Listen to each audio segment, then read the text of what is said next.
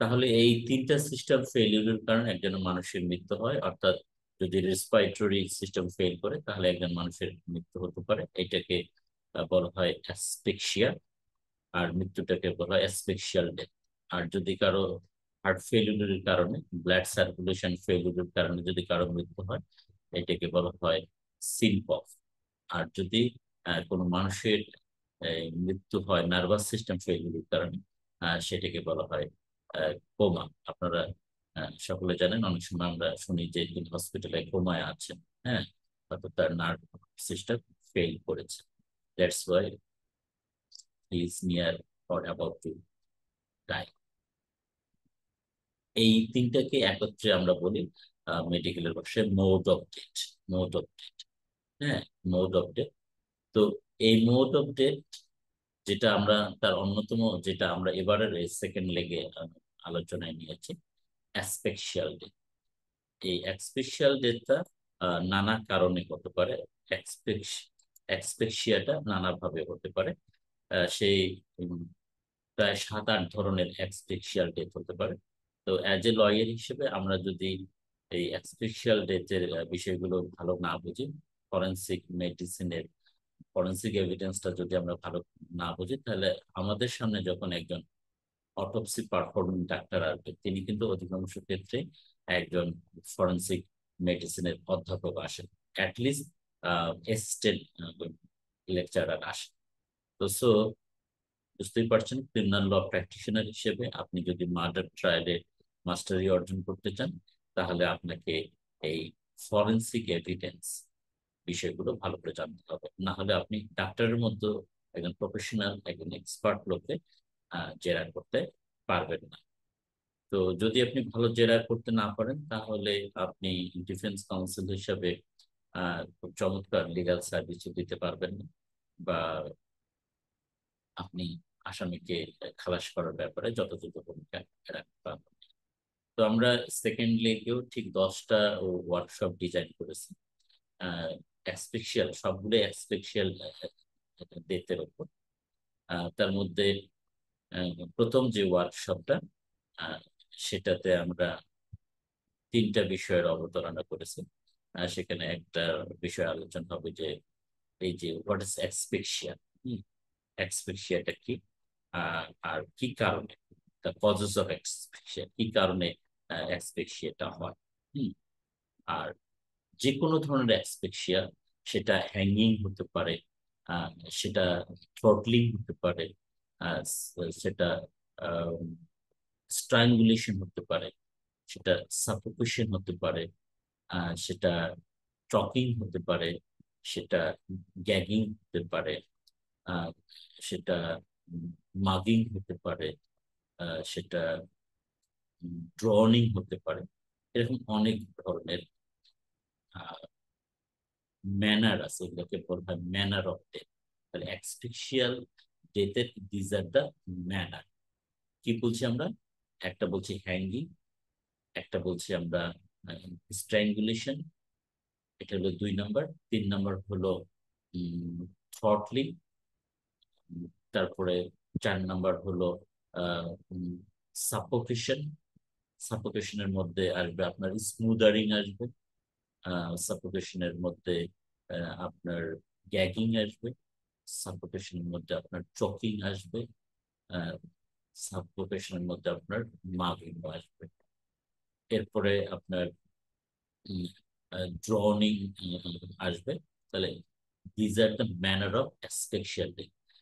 এই আমাদের পুরো যে 10টা ওয়ার্কশপ করা হয়েছে, ডিজাইন করা হয়েছে, সেগুলোতে ধাপে ধাপে আমরা এই জিনিসগুলো শিখবো। তবে আমরা যখন একজন এক্সপার্টকে যারা করব, তো এক্সপার্টের থেকে বেশি না হলেও তার সমপর্যায়ের জ্ঞান আমাদের রাখতে হবে। তো অনেক কিছু বিষয় আমাদের ধীরে ধীরে শিখতে হবে। এগুলো মেডিকেল টার্মের ব্যাপার। আপনারা সকলেই জানেন আমাদের দেশে আইন শিক্ষার যে অবস্থা, সেখানে প্র্যাকটিক্যাল জিনিসগুলো শেখানোর তেমন কোনো সুযোগ নেই। আমাদের শুধুমাত্র গ্রাজুয়েট করে ছেড়ে দেওয়া হয়েছে। এখন আপনি যদি ভালো ল প্র্যাকটিশনার হতে চান, either civil or criminal matters, তাহলে আপনাকে কিন্তু নিজস্ব পড়াশোনার মাধ্যমে, এটাকে বলে ইন্ডিপেন্ডেন্ট লার্নিং। তো ইন্ডিপেন্ডেন্ট লার্নিং এর মাধ্যমে আপনাকে শিখতে হবে। তো ইন্ডিপেন্ডেন্ট লার্নিং এর করতে চাইলেও আপনি যদি একজন ভালো টিচার বা ট্রেনারের সান্নিধ্য পান, সেটা আপনার জন্য খুব সুবিধা হয়। অনেক জিনিস আহ পড়ে ভালো বোঝা যায় না, বা ট্রেনারের কাছ থেকে যদি আমরা শুনি বা শিখতে পারি, তাহলে চট করে জিনিসটা করা যায়। আর এই জন্য আমাদের এই টার্গেট, এই একটা মানে ফরেন্সিক এভিডেন্স এর উপর এই সিজনটা আমরা করতে চাচ্ছি।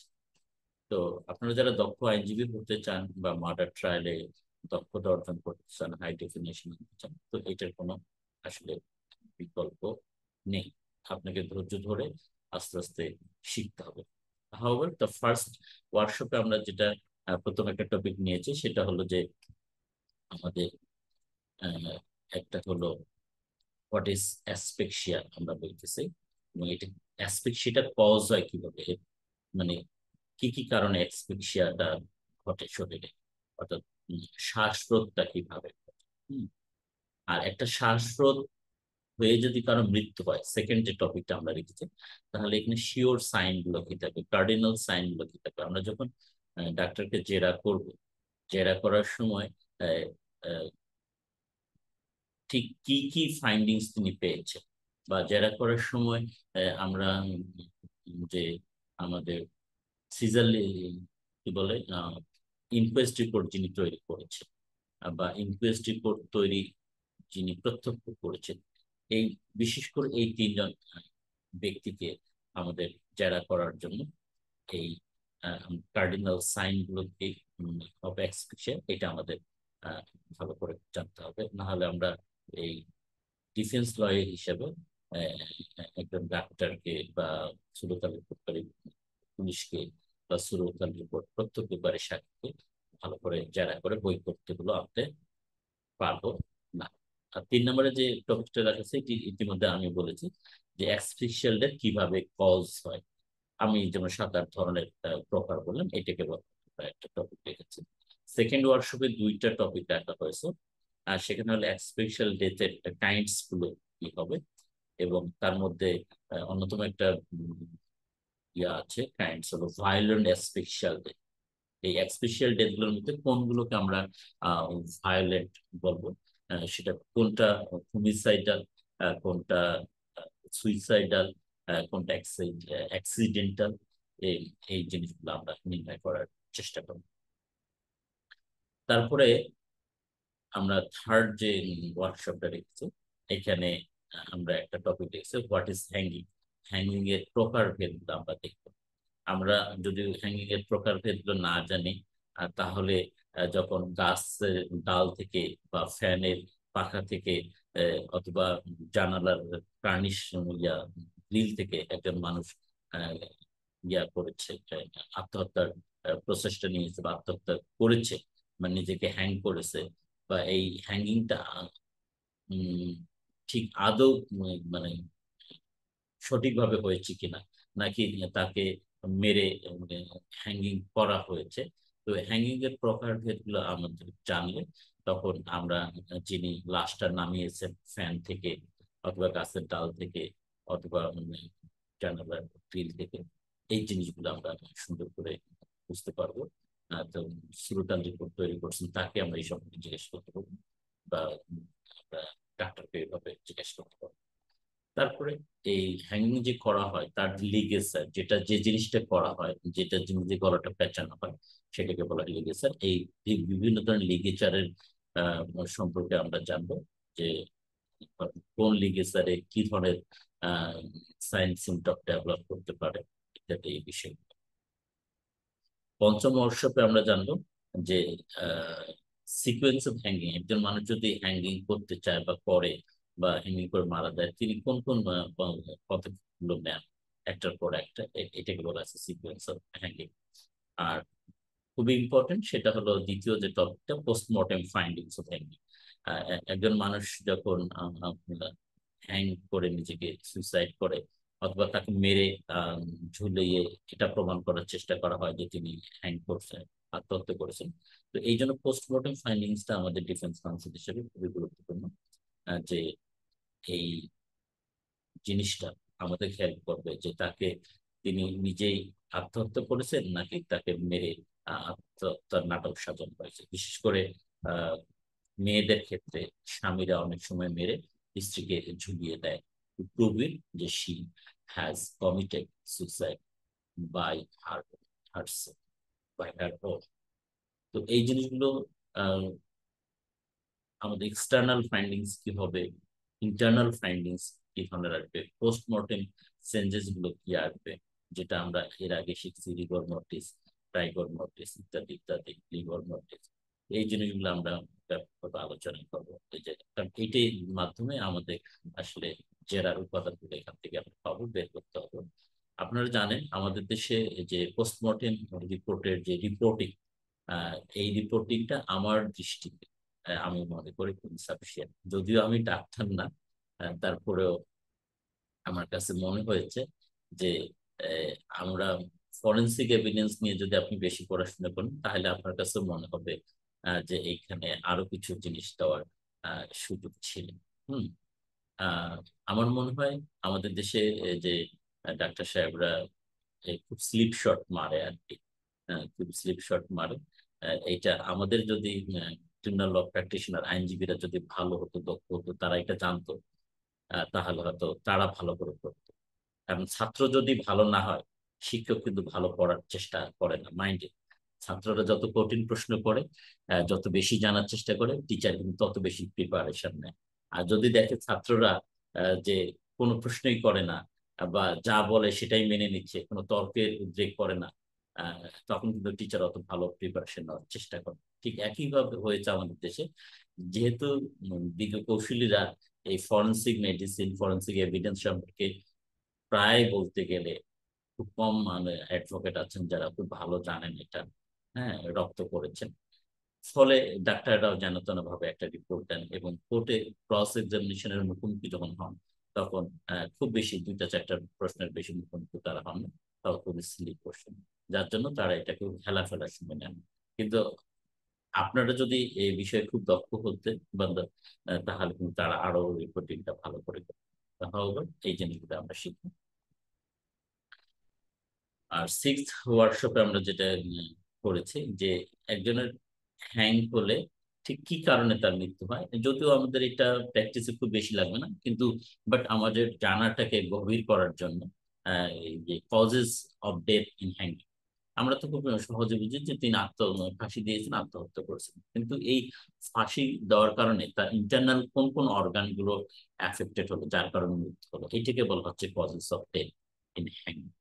একজন দক্ষ আইনজীবীর জন্য এটা জানা দরকার, কারণ আহ, শুধু হ্যাং বললেই তো হয়ে গেল না, ডাক্তারকে কজটাও দেখাতে হবে যে এই যে তিনি মানে ভিকটিম আত্মহত্যা করেছেন, তাহলে ঠিক তার ইন্টারনাল কোন অর্গান গুলোর ফেলিউরের কারণে তিনি মৃত্যুর মুখোমুখি হলেন। এইটা যদি আমরা না বুঝি তাহলে মারার পর তাকে হ্যাং করা হয়েছে কিনা সেটা আমরা বুঝবো। দ্যাট ইজ ওয়াই এটা খুব ইম্পর্টেন্ট যে causes of death in hanging. তাহলে এই দুটোর মধ্যে ফাঁসিতে ঝুলে মারা গেছে নাকি মেরে ফাঁসিতে ঝুলানো হয়েছে, এই দুইটার পার্থক্য বোঝার জন্য আমাদের causes of death in hanging এটা জানতে হবে। সেটা ইমিডিয়েট কজ কি রকম, ডিলেড কজ কি রকম, পার্শিয়াল, এই জিনিসগুলো আমাদের আলোচনা হবে। আহ, ইতিমধ্যে আমরা বলেছিলাম আপনাদের যে হ্যাঙ্গিং নানা ধরনের হতে পারে, কমপ্লিট হ্যাঙ্গিং হতে পারে, পার্শিয়াল হ্যাঙ্গিং করে, টিপিক্যাল হ্যাঙ্গিং হতে পারে, অ্যাটিপিক্যাল হ্যাঙ্গিং হতে পারে, নানা ধরনের হ্যাঙ্গিং এর প্রকারভেদ আছে, সেগুলার আমাদের কিছু আলোচনা আসবে। এবং এর medico legal importance of hanging, এই একটা টপিক আমরা রেখেছি, কারণ আমাদের as a law criminal law practitioner হিসেবে আমাদের এইটাই সবচেয়ে বেশি প্রয়োজন, যে মেডিকো লিগাল ইম্পর্টেন্সটা আমরা কিভাবে আহ, আদালতের কাছে তুলে ধরবো, যে তার যে রিপোর্টটা দেওয়া হয়েছে, আহ, তিনি যেসব ফাইন্ডিংস এর উপর বেস করে এই সিদ্ধান্ত উপনীত হয়েছেন যে it's an asphyxial death due to hanging. এইটা কতক্ষণে উম, মানে whether it is suicidal or it is homicidal or it is accidental, তো এর মেডিকো লিগাল ইম্পর্টেন্সটা আমরা অ্যাজ এ লয়ার হিসেবে জানার চেষ্টা করবো এবং তার ভিত্তিতে সেই অটোপসি পারফর্ম ডাক্তারকে আমরা জিজ্ঞাসা করবো। এরপরে আরেকটা ক্যাটাগরি আমাদের স্ট্র্যাঙ্গুলেশন। হ্যাঁ, স্ট্র্যাঙ্গুলেশন আমি আমার পোস্টে বোধহয় দেখছেন আপনারা যারা খেয়াল করছেন, যে শ্বাসরোধ করা হয় গলায় চাপ দিয়ে। তো এই চাপটা কখনো শরীরের ভার থেকে আসে, যদি আসে সেটাকে আমরা হ্যাঙ্গিং বলতেছি, কারণ তখন তিনি ঝুলছেন। ঝুললে তখন এই যে গলায় যে ফাঁস লাগলো, হুম, এই ফাঁস লাগার বিষয়টা আহ, কিন্তু তার শরীরের ইয়া থেকে আসে, উম, ভার থেকে আসে, ওজন থেকে আসে। এই জন্য এটার নাম হলো হ্যাঙ্গিং। আর গলায় যে চাপ দেওয়ার বিষয়টা, ইংরেজিতে এটাকে কনস্ট্রিকশন বলে। এই কনস্ট্রিকশনটা যদি আপনার ম্যানুয়ালি আসে, হাত দিয়ে আসে, কোন লিগেচারের মাধ্যমে করা হয়, আদার কোনো আর্টিকেল দিয়ে করা হয়, তখন এইটাকে বলা হয় স্ট্র্যাংগুলেশন। তো এই স্ট্র্যাংগুলেশন এবং হ্যাঙ্গিং এর মধ্যে পার্থক্য কি? হ্যাঁ, তো এই স্ট্র্যাংগুলেশন সম্পর্কে আমরা সেভেন্থ ওয়ার্কশপে রেখেছি। তারপরে স্ট্র্যাংগুলেশন টাইপস গুলো কি, এবং স্ট্র্যাংগুলেশনের পোস্টমর্টেম ফাইন্ডিংস গুলো কি হবে, মানে নেকের এক্সটার্নাল এবং ইন্টারনাল ফাইন্ডিংস গুলো কি হবে, ইত্যাদি এই বিষয়গুলো আমরা আহ, সেখানে আলোচনা করব। তারপরে অষ্টম ওয়ার্কশপে আমাদের সাফোকেশন সম্পর্কে আমরা আলোচনা করব। ইতিমধ্যে আপনারা জানেন সাফোকেশন সেটা হতে পারে স্মুদারিং, হতে পারে সেটা চকিং হতে পারে, সেটা মাগিং হতে পারে, সেটা আরেকটা কি বলছিলাম, আহ, তো স্মুদারিং হতে পারে। এই জিনিসগুলোর টাইপস গুলো কি, বা হম এই জিনিসগুলো আহ, তখন আমরা আলোচনা করবো। নবম ওয়ার্কশপে আমরা দিয়েছি ট্রুমেটিক এক্সপেকশন। আপনারা এর আগে দেখছেন রানা প্লাজায় একটা মেয়ে 7 দিন পর বেঁচে এসেছিল। তো এরকম বিল্ডিং ধস হলে অথবা ট্রাফিক অ্যাক্সিডেন্টের কারণে কোনো কিছু চাপা পড়লে, অথবা ঝড়ে গাছের নিচে চাপা পড়লে অনেক সময় এই জিনিসটা হয়। এটিকে ট্রমেটিক এক্সপেক্সিয়া বলে। তো একটা মানুষ ট্রমেটিক এক্সপেক্সিয়া হলে ঠিক কি অবস্থাগুলো হয়, তার এক্সটার্নাল ফাইন্ডিংস গুলো কি হবে, ইন্টারনাল ফাইন্ডিংস গুলো কি হবে, এগুলো আমরা জানবো। কারণ এটা আমাদের ডাক্তার সাহেবরা শুধু কিন্তু এক কথায় বলবে যে it's an asphyxial death due to hanging or ইত্যাদি ইত্যাদি। তো আমাদের আইনজীবী হিসেবে, এজ এ ডিফেন্স কাউন্সিল হিসেবে দায়িত্ব হলো এই জিনিসগুলো আহ, বের করা। হম। তারপরে 10th ওয়ার্কশপে আমরা যেটা রেখেছি সেটা হলো ড্রোনিং সম্পর্কে। একটা মানুষ যখন পানিতে পড়ে যায়, পানিতে পড়ে গেলে তিনি সাবমার্স হয়ে যান ইনটু দ্য ওয়াটার। তো এই সাবমার্শনের ফলে তার নোজ এবং মাউথ কাভার হয়ে যায় বাই ওয়াটার। তিনি তখন আর ইনহেল করতে পারেন, এয়ার ইনহেল করতে পারেন। তো ডিউ টু মানে কি বলবো, prevention of air passage with water, the person drowning fails to inhale, তখন তার বাতাসের পরিবর্তে ওয়াটারটা তার মধ্যে চলে যায়। তো এই কারণে তার মৃত্যুটা হয়। তো এই মানে ড্রোনিং এর অনেকগুলো প্রকার আছে। ফ্রেশ ওয়াটার ড্রোনিং আছে, সি ওয়াটার ড্রোনিং আছে, হ্যাঁ, আহ, তারপরে ওয়েট ড্রোনিং আছে, ইত্যাদি নানা ধরনের ড্রোনিংস গুলো আমরা আলোচনা করবো। এবং সেখানে একটা মানুষ যখন বলা হবে যে তিনি পানিতে ডুবে মারা গেছেন, তখন তার কজ অফ ডেথ গুলো আমরা জানার চেষ্টা করবো। যে ডাক্তার সাহেব যদি বলে যে না, উনি পানিতে পড়ে মারা গেছেন, তাহলে পানিতে পড়ে যে উনি মারা গেছেন, তখন তার কজেস অফ ডেথটা কি সেটা আমরা জানার চেষ্টা করবো। না হলে আমরা এটা বের করতে পারবো না যে আহ, তাকে মেরে পানিতে ফেলানো হয়েছে কিনা। যে আগে মরছে এটা দেখানোর জন্য যে তিনি পানিতে পড়ে মারা গেছে, এই জন্য আমাদের কজেস অফ ডেথ তা জানা খুব দরকার। এই জন্য আমরা একটা টপিক দেখছি, causes of death due to drowning. তো পোস্টমর্টেম ফাইন্ডিং সেটার কি রকম হবে, অথবা আহ, উম, একটা মানুষকে মেরে যদি পানিতে ফেলা হয় তখন এন্টিমর্টেম ড্রয়িংটা মানে ফাইন্ডিংসটা কিরকম হবে, এক্সটার্নাল ফাইন্ডিংসটা কি আসবে, ইন্টারনাল ফাইন্ডিংসটা কি আসবে, এই জিনিসগুলো সম্পর্কে আমরা সম্পর্কে ধারণা নেওয়ার চেষ্টা করি। এইভাবে আমাদের কোর্সটা ডিজাইন করা হয়েছে। যারা আমার এই ইয়েটা জানতে চেয়েছেন তাদের জন্য এটা এক্সপ্লেন করলাম। আমাদের এখন আপনাদের সঙ্গে আমি একটু আলোচনা আর অন্যান্য বিষয়গুলো।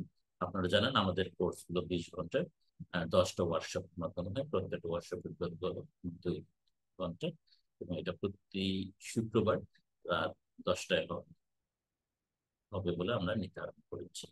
তো এইগুলো আমাদের কোর্স ডিটেল সম্পর্কে। এখন আমি প্রশ্ন আহ্বান করবো, আপনাদের যদি কোনো প্রশ্ন থাকে বা জানার থাকে সেই বিষয়গুলো সম্পর্কে আমরা এখন